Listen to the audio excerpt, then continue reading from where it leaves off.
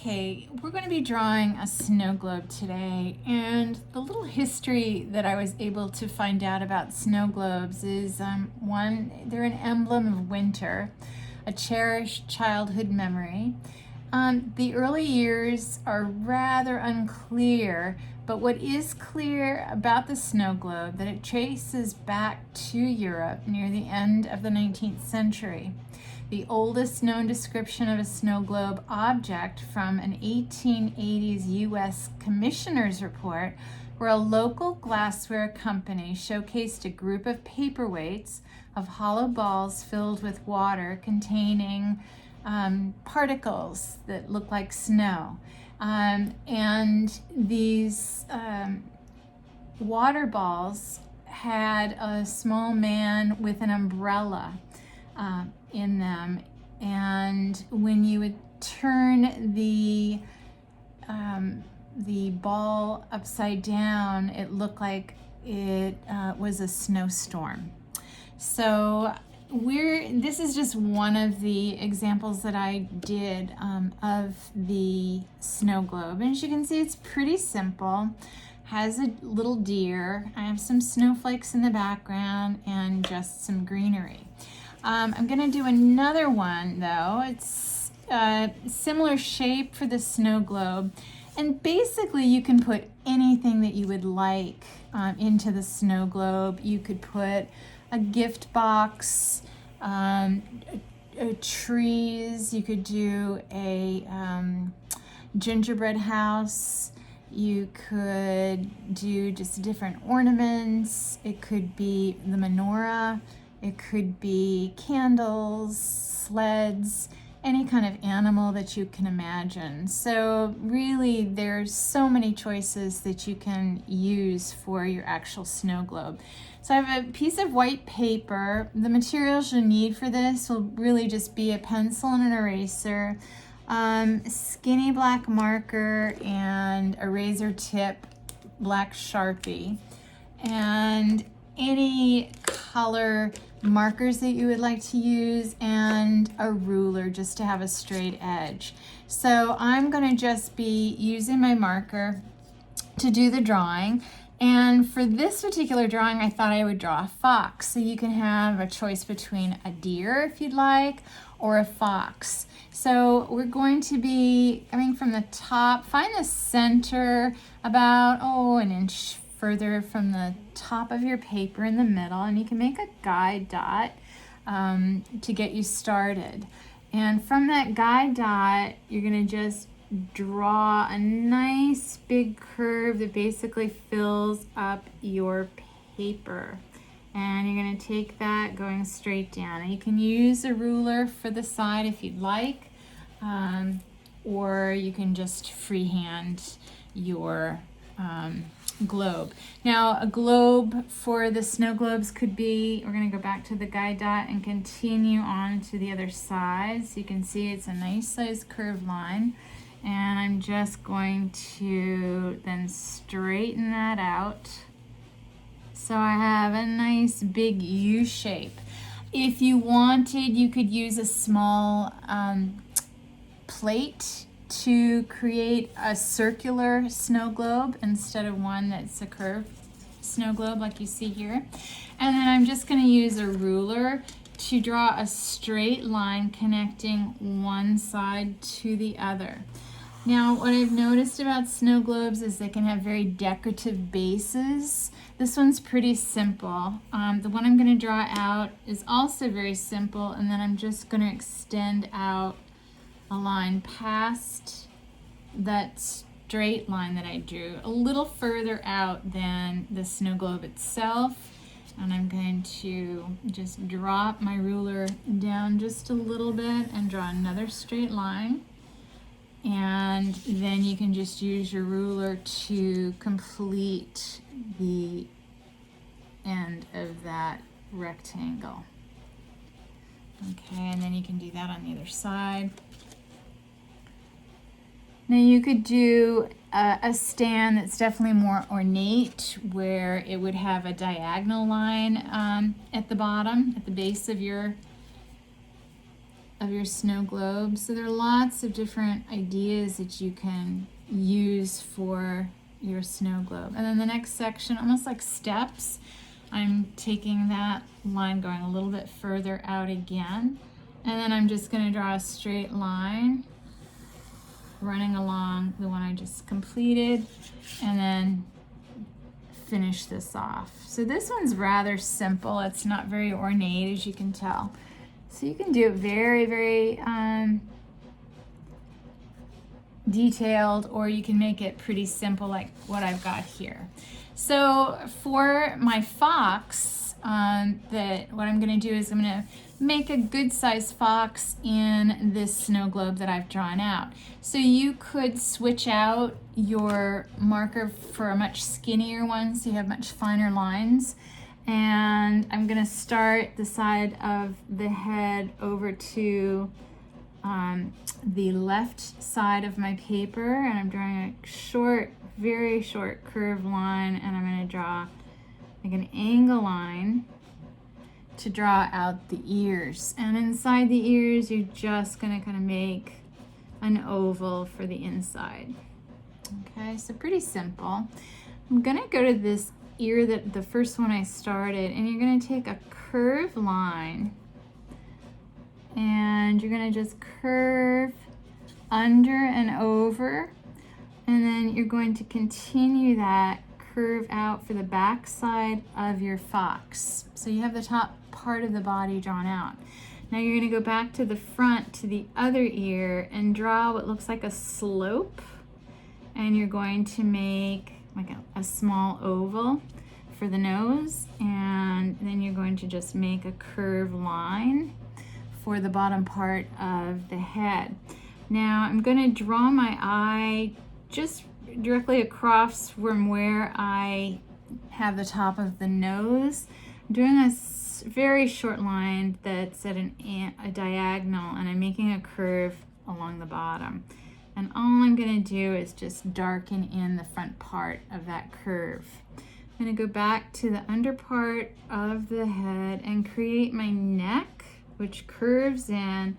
Take that down. Now this is more of a stylized fox. It's not based on realism. It's a very simple line drawing, but you still can recognize what it is that we're drawing. And we're going to go back up, do a very short line straight in between each leg, and then make a curve and go back up. So I'm stopping this line where I stopped the front leg. And I'm going to make a very simple curve under for the bottom of the body. And then, let's see, I'm going to draw one of the back legs, make another curve, and then draw the last back leg. So very, very simple, where the back leg has some space a little bit further over to the left than the one that I've just finished. Now, when you look at fox, they have a pretty bushy tail. So right where this curved line is where we're going to draw out the tail. So I'm going to draw what almost looks like the shape of a flame when you look at a candle, or like a teardrop shape. And there I'm going to curve under and take it right back to the back side of my fox's body. I'm going to go back to the front and draw just a curve around the eye. Again, another teardrop shape, and then right at the top of the chest, just make a small curve for the white area on the chest of your fox. Now, just to finish off, I want to have the tip of the tail left white. And so I'm just going to make some curved lines and leave that empty. I'll leave this part empty and around the eye empty. So once you're done drawing your fox, you can just, kind of gently hold your paper down with one hand and then just gently erase any pencil lines that are existing. And again, this is a very stylized, very simple drawing now. Okay, Now I'm using that marker again, and I'm just going to draw some plant life next to the fox that is very kind of different and interesting. So I'm drawing a straight line, and at the top of that straight line, a small circle. And from side to side, like I'm making a smile, I'm drawing a curve and then adding a circle to the end of that curved line. And I'm going to continue on making my curved lines and drawing my circle at the end. So as you can see, the curved lines are spaced evenly apart and have a circle at the end. So I'm just going to make a couple more curves. And again, this is more of a stylized plant, but fun to look at. And then in front of the fox, I'm just going to make kind of a wavy curved line. And I'm going to draw what look like, again, like that teardrop shape at the very end. And I'm going to kind of alternate this plant with what looks like a berry on a stem, and then another teardrop shape, and a little bit of a longer stem on this leaf, and it's just a little bit more unique and different. And then I'm just going to do a couple more curved lines at the bottom with a circle at the end. Now, if I wanted to add more detail on the fox after I'm done, I can do that with another marker. And again, you want to clean up any of your lines that are existing. And I might just darken in the nose right here and just leave the top part of the nose white, just to show the shine. Now, for the inside of the ears, I'm just going to add a tiny bit of pink, and I'm using markers, so I'm making sure that I have paper underneath so marker doesn't bleed through. And then I've chosen like an orange marker for my fox. So I'm going to be careful coloring this part in. And stay inside the lines. Remember, this part I mentioned to you that we're going to leave empty. We're not going to color that part in. And then I'm just going around this other ear. And then I'm just taking my time. Now you can use the color pencil for this particular project. I think it would be a little easier than a marker, only because you can sharpen the point and get into those smaller areas with the tip of your pencil. If you have the markers available, that would be great. Markers are a lot more visible with color and brightness, and the color pops. Remember, on the chest area, again, I'm going to leave that a little empty. If you wanted to use like a beige, you could find a lighter color to color in around the eyes and chest. I think I'm just going to leave it white and then color in the rest of my fox.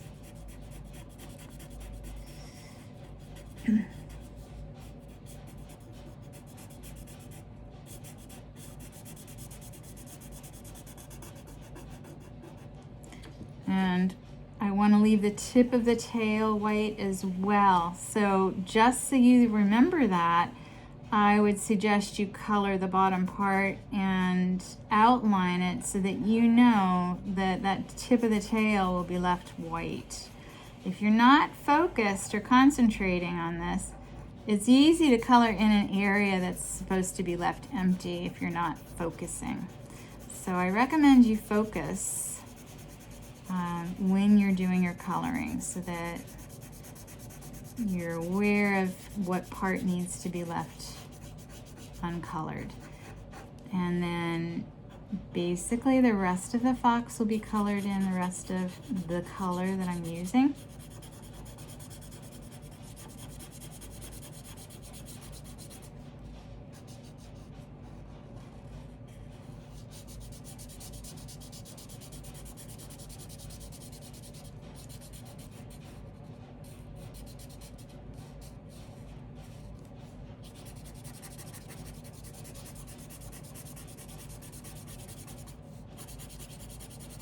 Now, if you wanted to do a design on your fox, I would recommend you make it very simple. If you wanted to make it decorative, you could use a white pencil on top of marker. And you could also use acrylic paint, but you need to be very careful. I happen to have some of these Posca white paint markers, and so I am just going to add like a tiny bit of detail. It almost look like little cross lines on the back side of my fox, and then I'm just going to add some small dashes on the rest of the tail. So if you wanted to add any more detail or design, I would make it simple because the fox in itself is very simple. Now, in a lot of the snow globes, you could do any color blue. You could even go very dark. I have the next shade slightly darker for this particular one. You could even go darker than this. And I'm just going to color in this part of the snow globe. And as you can see, while I'm coloring in, I'm very careful not to leave any specks of white. I want it to be solid, opaque section colored in.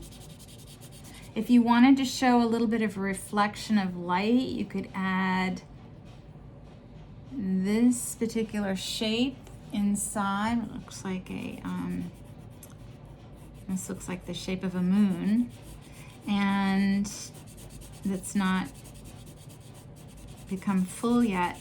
And you can leave that empty and leave that as a reflection of light in your snow globe to show that the glass would be shining. So that's something you could add to your snow globe.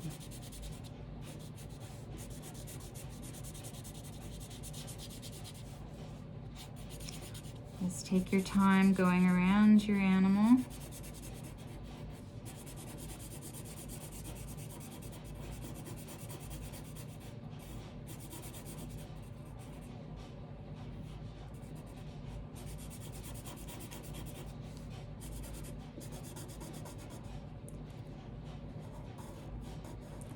And you can just basically outline your animal carefully with your marker or pencil. You could even use crayon for the background if you don't have either pencil or marker available.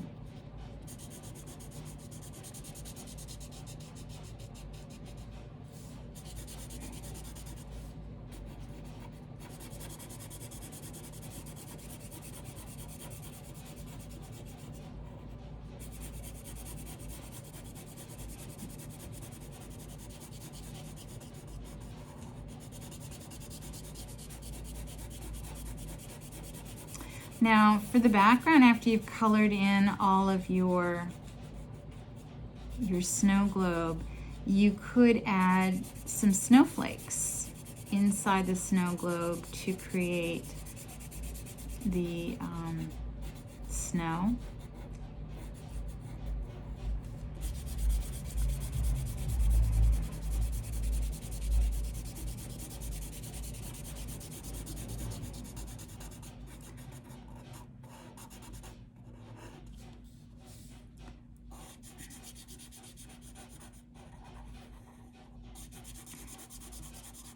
And it's always easier when you can outline and then just color the rest in. It's very smooth and easy.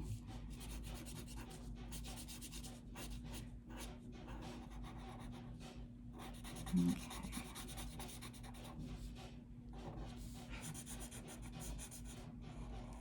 And then you want to be very careful when you get to the plants when you're coloring in. You can always move your paper around to make it easier to access a certain space that you're coloring in.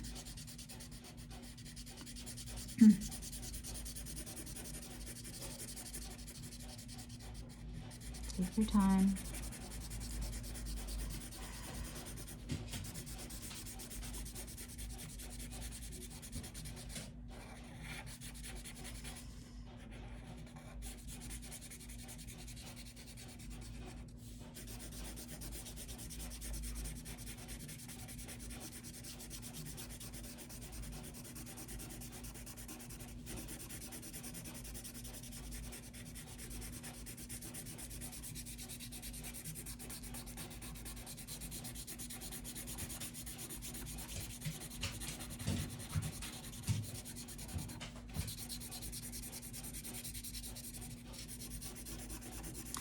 could also paint this space. Just be careful you use the right size brush when you're painting. You can make it a mixed media project. Okay, now getting closer now to the bottom. You want to be careful with your plants. Now, one thing you could do is just color in over your plants and just leave the dots empty. So if you've used a Sharpie marker, which is always what I recommend, because any other marker that's not a permanent marker, when it gets wet, and if you have a nice juicy marker, you don't want it to bleed out your black marker if it's not a permanent one.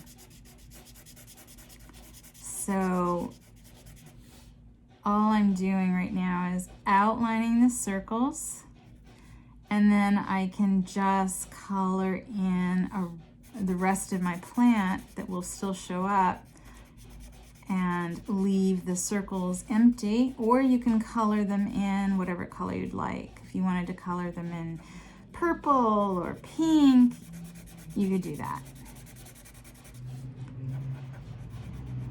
Or just leave it empty. And then I'm just going around the circles. And then right till you get to this part here, we're going to be coloring that in black. So I'll go back to my black Sharpie. And I just want to outline the other circles on the other side of this plant. And then I can color. Just remember, you want to leave those empty.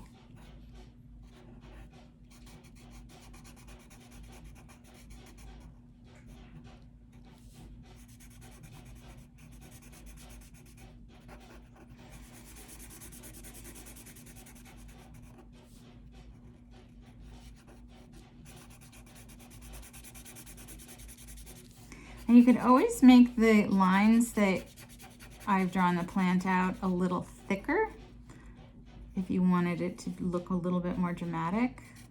So you would just thicken those black lines on your plant. You could add more plants around it. But this particular one, I just want it to be very simple, not too busy. Sometimes simpler is better. It all depends.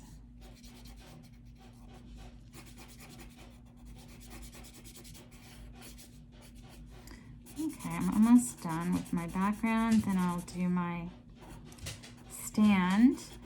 And then we can talk about what to do if we wanted to add some snow. You could do snowflakes. You can make them very elaborate. Or you could just do simple star shapes for the background.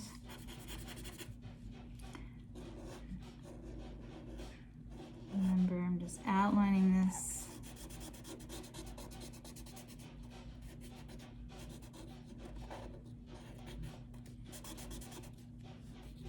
And I'm leaving my petals empty. I may or may not decide to color them in. Again, plants don't always have to be green. They can be other colors too. When you observe plant life, you'll notice leaves could be red. I've seen purple leaves. I've seen very bright pink leaves, yellow, orange. So you could definitely consider that when you decide to add a little bit more color in. I think with mine, I'm just going to leave them white. But again, it's a personal choice. I like how I've got these white and these leaves white, so I have a little bit of balance in my design.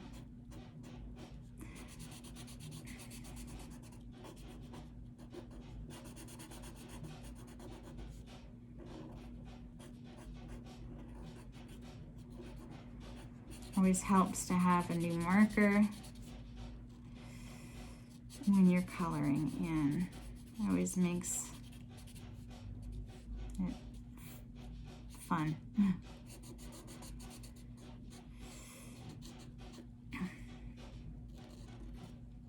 Almost done with my background. Now, if you even have a thicker black marker to color in the bottom part of your stand, or you could color it in brown to make it more like wood color. So there are different options. You're not just stuck doing the same thing. Okay.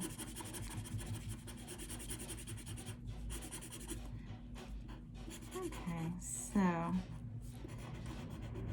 when you're done with your marker, clean up any pencil lines with your eraser, and then you can start working on your base to the stand. And what I'm going to do is I'm just going to add a little double line on the top part and on this section, just to kind of show a little bit of light reflection like I did on my deer. So I just want to leave a little bit of white showing just for that reason. You don't have to, it's purely a choice whether you want to or not. But it kind of shows a little bit of texture in the wood and reflection of light, which always gives it a little bit more life.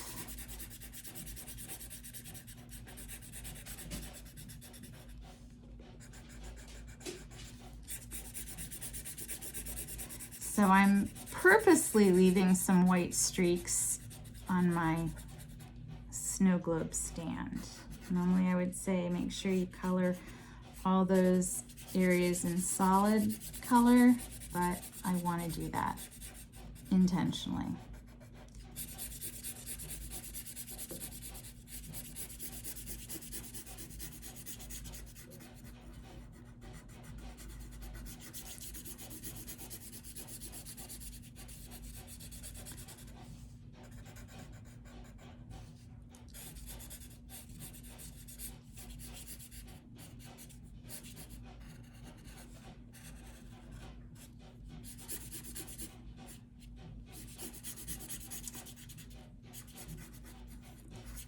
Okay, now I've got my base colored in, and as you can see, I've got, you know, a pretty nice size animal inside my snow globe. Now, you could use a color pencil, you could use a metallic pen if you want, and if you just wanted to do some like very simple star shapes or some very simple dots for snowflakes, you could do that just to kind of jazz up your snow globe a little bit more. And you could have various sizes on your snow globe. You could use a tempera paint with a very fine brush to do this if you don't happen to have a paint pen. Or like I said, a white colored marker would be, or white colored pencil would be just as fine, just as effective. Okay, now you have just a couple of simple ideas for a snow globe, and thank you so much, and I'll see you soon. Bye-bye.